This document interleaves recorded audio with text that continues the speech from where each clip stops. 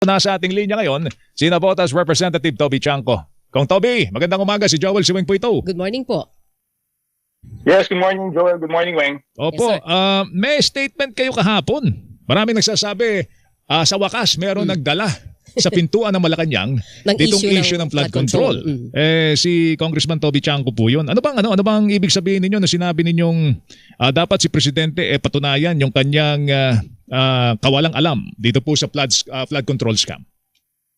Okay, ilagay po natin yan sa tamang context, sa proper context kung bakit ko nasabi bakit ako nag-release ng statement. No? Kung matatandaan natin, nag-recant po yung 4 na former bodyguards ni Saldico one day, isang araw bago yung deadline nung pag-submit ni former Speaker Martin Romualdez ng kanyang reply doon sa ombudsman. No? Mm-hmm. Sinasabi ko lang dito no, na medyo kaduda-duda at dapat imbestigahan yung pag-recant na yun, no? Dahil medyo highly suspicious siya, di ba? Isang araw bago ka bago yung deadline. No? Pangalawa, tayo naman, kahit kayo matagal na kayo dyan sa public service, yung ganitong pag-recant, hindi naman, kahit ganong karami ang pera ni former Speaker Martin Romualdez, hindi naman magre-recant yan kung walang ginamit na impluensya. Hindi ito magagawa nang walang tumutulong sa kanyang mga kapangyarihan tao. Aminin natin yan, no? Hindi yan haka-haka based on our experience, no?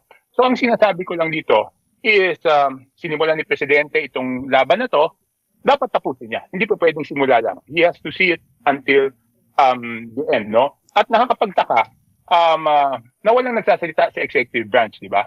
Hindi pa pwedeng ombudsman lang ang lumalaban pero tahimik ang buong gobyerno, no? Kung talagang seryoso ang executive branch doon sa accountability, dapat, ito sinabi ko na ng SONA dapat ang sinasabi is utusan lahat ng departamento at ahensya sa ilalim ng executive branch na magbigay ng kanilang ebidensya laban kay former Speaker Martin Romualdez, no? Ngayon, dapat patunayan din na kahit gaano karaming pera ay hindi kayang impluwensyahan at dapat yung mga nasa kapangyarihan ay huwag magamit niya para mag-impluwensya, no? Sabi ko nga, kung sa mga kalaban sa politika ay buong puwersa ng gobyerno ang ginagamit, dapat ganun din kay former Speaker Martin Romualdez. At panghuli, sinabi ko, pag hindi nakasuhan ng plunder si former Speaker Martin Romualdez, walang choice ang taong bayan kundi isipin na may hawak siyang alas. No? Yung pananakot niya na he will not go down alone, madami siyang alam, yun ang magiging conclusion na kaya hindi siya nakasuhan dahil madami nga siyang alam. Ano po yung alas? So, dapat, ano po yung alas na pwedeng hawak ni dating Speaker? Hindi, di ba? Ang sabi niya noon, madami siyang alam tungkol sa administrasyon and he will not go down alone. Di ba? Yun ang maaaring hawak niyang alas. So, kung hindi matutuluyan to, ano pa magiging conclusion ng taong bayan? No? Ang sinasabi niyo, very suspect yung timing nung recantation ng 4 at hindi kayang gawing mag-isa. Kasi sabi ng ombudsman, malaki ang kinalaman ni Martin Romualdez, yung dating speaker, dun sa recantation. Yes. Ayun ang paniwala ni Ombudsman Boying Rimulya. Totoo. Pero binabanggit ninyo, kayo yung naniniwala, meron pang mas malaking tao, mas ma-influensyang tao na tumulong sa kanya para mag-recant yung 4? Hindi ko sinasabi mas malaki. Merong mga ma-influensyang tao at hindi ito magagawa ng pera lang. Isipin mo, ang tagal-tagal na nitong statement na to, di ba? Bakit biglang magre-recant sila sa huli? Di ba? At yan, sabi ko nga, sa tagal ng experience ko dito, sa mga ganyang bagay, hindi mo mapapabaligtad yan ng basta-basta pera. Diretsohin natin. May pressure yan. Diretsohin na natin, di ba? May hindi influence. ka naman makakapag-pressure. May pressure yan. Sabihin na natin may konting pananakot. Hindi ko alam kung anong klaseng pananakot. Pero hindi yan magagawa ng pera lang. So, Yung ma-influensyang tao, saan ho yun? Sino yun? Sino po yun, Congressman Toby? hindi, siyempre, pag sinabi natin may influensya, sa ano yan, nasa gobyerno yan. Hindi naman po pwedeng may influensya yung wala sa gobyerno. No? May mga reports na sinisigurado ko pa kung sino-sino. No? Kasi iba-iba yung nakukuha ko. Pero ang isang bagay dyan is hindi talaga yan magagawa ng walang influensya. Oh, Toby, linawin ko lang po kung Chanco, hindi niyo naman po sinasabi na yung ma-influensyang yon at yung alas na hawak ni sinasabi ni Martin Romualdez ay pwedeng si Pangulong Bongbong Marcos. Hindi ko sinasabi yun. Ang sinasabi ko, dapat mag-order siya sa executive branch na lahat ng ebidensya ay ilabas. Kasi pag hindi ganun ang senyales, no, alam mo, yung doon sa SONA, no, balik tayo sa SONA, di ba? Nung in-interview ako ng SONA, sabi kong satisfied ako. Sabi ko, parang mixed signals eh. Hindi buo yung pagkasabi na dapat tumulong ang executive branch. Di ba dahil may sinabi siya doon na masakit man, kailangan kong, parang ganun eh. Ang natandaan ko doon is yung masakit man di ba? So sabi ko, pwedeng maging mixed signals yan. Kasi di ba pag ikaw nasa doktor, ini-iniksyonan ka, sinabi mo ay masakit. Anong gusto mong gawin ng doktor? Idiin pa yung iniksyon o uhugutin na. Dahan-dahan. Uhugutin na po yung injection. So, yun yung pinagsasama-sama ko lang itong mga bagay na to doon sa recantation. Baka may mixed signals. Baka mayroong mga party na executive branch. Teka, ano ba to? Baka nasasaktan, hindi lang masabi. Di tulungan natin, hinay-hinay tayo. Di ba ganun? So kaya sinasabi ko, dapat utusan na yung executive branch para maliwanag ang senyales na walang talagang kamag-anak dito. Yun ang ibig ko sabihin sa statement na yun. In short, nakukulangan pa po kayo sa mga hakbang salita ng Pangulo patungkol po dito sa flood control anomaly, Congressman Tiangco. Kulang na kulang para sa inyo. Yes. Okay. Yes. Kulang na kulang pa. Saka yung lang pagsabi ng dating speaker, ang dami kong naging speaker eh. Hindi binanggit ang pangalan. Sinasabi ninyo, nakulangan kayo dahil hindi binanggit ang pangalan. Hindi ba pag may tinutukoy ka at talagang galit ka sa corruption, natural naman siguro nabanggitin mo yung pangalan, di ba? Itong taon to, involved to, ito iniimbestigahan, tulungan nyo ang pamahalaan. Ang dami naging speaker. Bakit parang may konting, ano matawag sa Tagalog nun, yung kid gloves, di ba? Parang may puwang for doubt, parang ganon. Parang hindi mabanggit yung pangalan. Ang sabi nila, ang China rin daw, hindi binanggit eh. Oo, pero alam mo na China yung pinatutungkulan. Alam mo na yung China pinatutungkulan. So alam daw natin kung sino pinatutungkulan ni Presidente rito. Doon sa China, maliwanag yun di ba? Pero dito kung maliwanag, dapat maliwanag din sa ibang parte ng kabinete. Di ba? Okay. Tingin nyo ba with the recantation nung apat na sinasabi allegedly nag-deliver ng pera kay Romualdez, nag-deliver ng pera sa Ilocos Norte kay Pangulong Bongbong, nag-deliver ng pera kay dating Congressman Saldico. Doon sa recantation nila, tingin nyo medyo hihina ang kaso ng gobyerno laban po kay dating Speaker Romualdez? Nadinig ko po yung press release ng Ombudsman and I believe in their capability. Sabi naman nila hindi, no, dahil may natira pang 5. Doon sa apat na nag-recant, 3 lang doon yung may personal affidavit, no. Hindi 4. So may natira pang 5. Congressman, kung nagdududa kayo kung halimbawa ang duda ay ginapang ng panig ni dating House Speaker Martin Romualdez, yung mga nagbigay ng testimonya sa Ombudsman, bakit 4 lang yung bumaliktad? Bakit kaya hindi lahat sila para sigurado na walang tetestigo laban sa kanya? Alam niyo, buti tinanong mo yan, Weng. May nagsabi na sa akin, siguro, hindi ko alam, 3 or 4 weeks ago, nasa phone ko yung exact date may nagkwento sa akin yan, na inofera na at tumanggi. At sinabi sa akin ng time na yon 4, no, tumanggi. So parang later on siguro hindi na nakayanan, bumigay na, no. Nagkamali lang ako doon dapat in-expose ko na yon at that time na kwento sa akin Ano ulit yung tanong mo, bakit hindi lahat? Bakit hindi lahat ang na-offeran para siguradong walang tetestigo laban sa kanya? Bakit 4 lang? Bakit 4 lang po? Oo. Yun na nga. Nung una pa lang naman, 4 na sinasabi. 4 na. Siguro yun yung talagang hindi na nakayanan yung pressure. Okay, pero ang information, tama ba yung dinig ko? Na ang offer ay lahat para doon sa lahat? Pero 4 lang yung bumigay, yan ang sinasabi nyo? Hindi, nung kunento sa akin at that time, sinabi 4 talaga. Nung time pa lang na yun. Opo, alright. Sinabi 4 ang inoferan. Pero hindi pumayag at sila pa nagkwento doon sa mga kasamahan nila. Okay. Sige, baka natin yung mga development dyan. Kayo ba naimbitahan pa sa Malacanang? Congressman Hindi Bobby? Na po, hindi na. Wala na kayong mga lunch doon? Meron silang lunch. Silang lunch. Kayo pero, hindi na kayo kasama? Hindi na ako imbitado since April. Ako naman okay lang, no? Ang medyo masakit lang doon is pati yung wife ko na yun naman ang pinsan nila na wala namang kinalaman sa pinagagagawa ko, hindi na rin nila inimbita, no? So, ako okay lang naman. Wala namang problema sa akin yun. Okay. Meron kayong panukala kasi meron na namang time budget. Sinabit na po ng DBM yung 7.2 trillion budget for 2027, di ba? Today isasubmit sa House. Ngayong araw na ito, isasabit po sa House of Representatives. Ginawa na ng House na payagan yung mga civil society groups, Weng, na since silipin, di ba? 2026 budget, At yes. I'm sure magpapatuloy po yan. Ano pa ba ang pwedeng gawin para humatiyak na yung budget po natin ay hindi po malulusutan ng mga kawatan? Number one, ito pinaka-importante, no? Hindi sila pumayag sa akin ito last year, no? Sabi ko, dapat i-publish sa website ng House of Representatives yung total budget per district at total budget per party list. Kung talagang gusto namin transparency, dapat i-publish yan.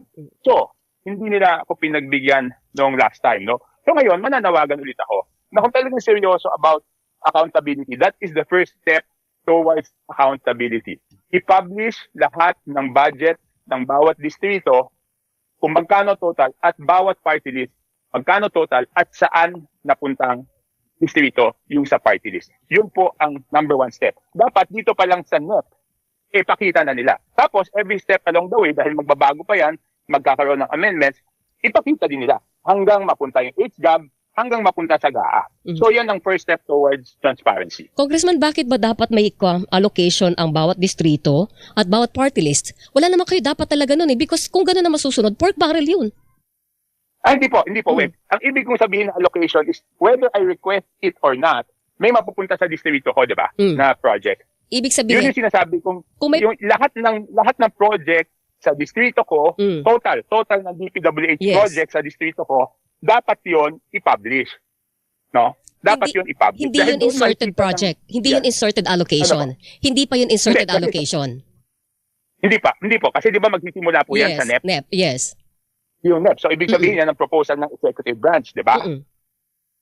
So, doon pa lang sa NEP na proposal ng executive branch, dapat makita na kung magkano yung per district at magkano yung per party list. Kasi pinagbibigyan, hindi naman lang sa insertion papasok din sa party list. Doon pa lang sa hihingan na sila ng proyekto nila, no? So, yun, mapupunta yun sa ibang distrito, di ba? Dahil wala naman distrito yung party list, di ba? So, ibig sabihin, bago pa mabuo yung NEP, kinukuna na kayo ng projects nyo. Tapos bubuin yung NEP, kasama na doon yung inyong allocation, katulad na nabanggit mo para sa party list. Di ba hindi dapat yun pwede? Hindi, ang nangyayari po sa district is ganito. Pag nag-budget call, mga April po yan, pupunta yung district engineer doon sa district representative, di ba? Sa akin, kunyari. Tapos, ipapakita yung mga projects, no? Na naka-allocate doon sa distrito mo. Pwede ka naman magkomento, no? Ako naman, ang ginagawa ko dyan, sinasabi ko kung ano yung nahandoon sa Regional Development Council approved budget, yun ang ipasok nyo. So yung sa amin, based on Regional Development Council approved budget yon. Pag nag-consult yung DPWH. At matagal ng practice yan. Hindi yan ngayon lang, dati pa rin practice yan. Kasi doon mo pinapasok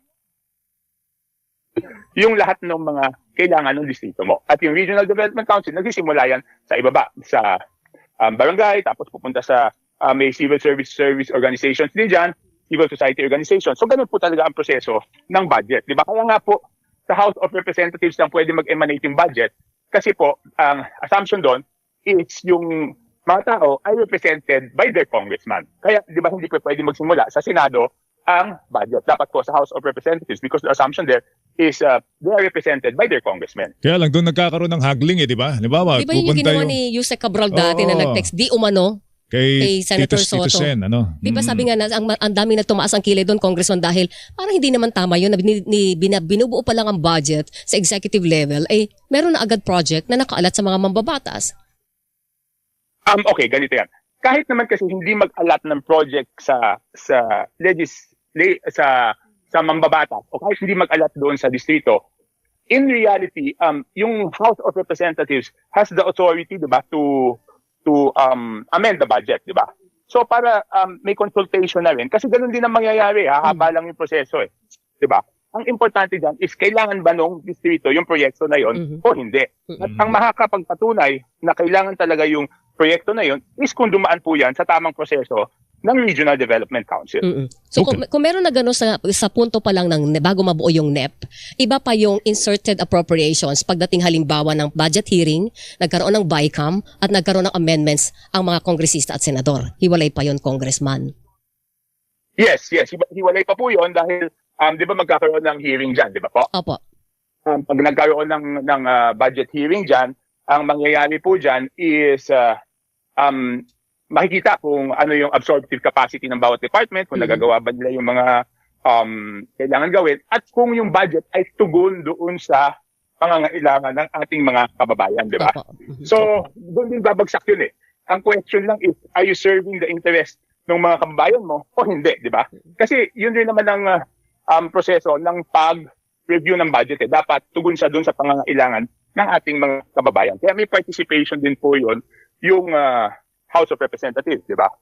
Pero yung party list representation, since wala silang district, kailangan bang gawin din na lagyan sila ng pondo para sa kanilang mga proyekto, Congressman Toby? Meron talagang allocation yung party list dyan. Hindi lang ako sure kung 100 ba or 150 million. Meron silang, binibigyan sila. Diba? That's why I've been saying, for the sake of transparency, kasi kung wala ka naman tinatago, bakit ayaw ilabas yung budget per district saka budget per party list, di ba? Dapat transparent tayo dyan eh. May binigay pa sa inyo yung dahilan kung bakit hindi ginawa yung pakiusap po ninyo? Wala. Hindi nga sinagot yung sulat ko eh. Di ba, sinabi ko na yan nung nag-explanation of vote ako sa budget. Sabi ko, ang boto ko ay yes based on the condition na dapat ganito ang gawin, no?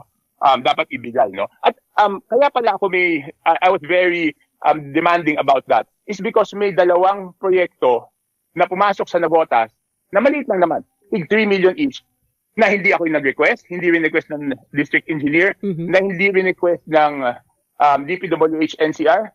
So hindi galing sa DPWH, hindi galing sa local government.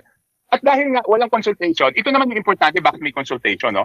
Yung dalawang proyekto na nakalagay sa nabotas for 3 million each na insertion doon sa HGAB, hindi naman ma-implement eh.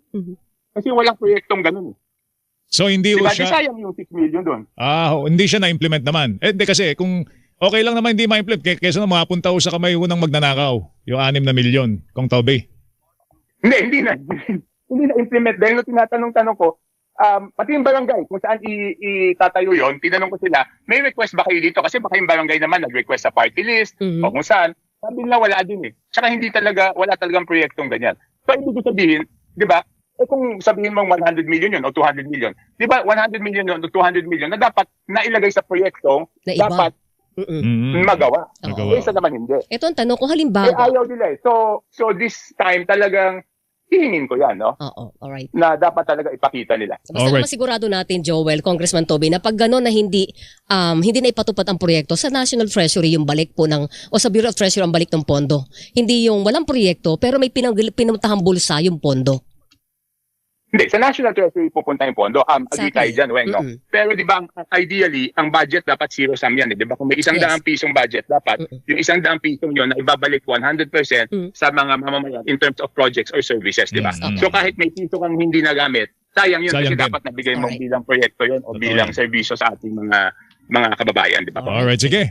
Kong Toby, salamat. Mag-ingat ka. Good morning, sir. To you. So yun po talaga. Ipipilit natin yun na for the sake of transparency, dapat simula pa lang, sa NEP pa lang, ilabas na kung magkano yung budget per district at per party list. Kung hindi lalabas yan, hindi totoo yung transparency na sinasabi.